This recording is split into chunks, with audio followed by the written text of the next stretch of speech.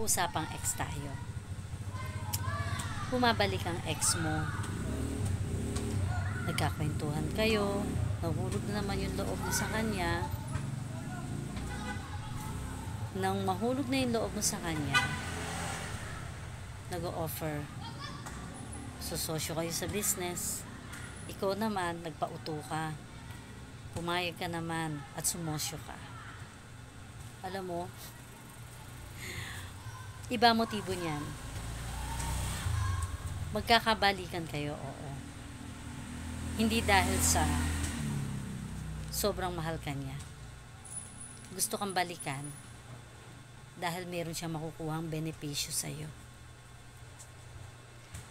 Kung tunay na nagmamahal ang lalaki, never magbabanggit about sa pera yan.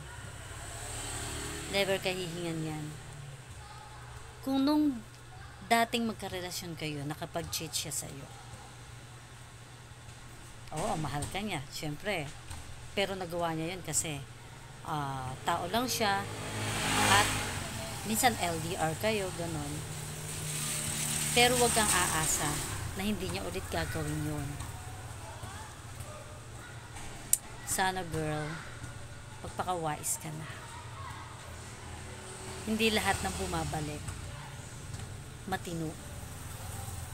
Minsan, nahuhulog ka lang sa isang trap. Real talk.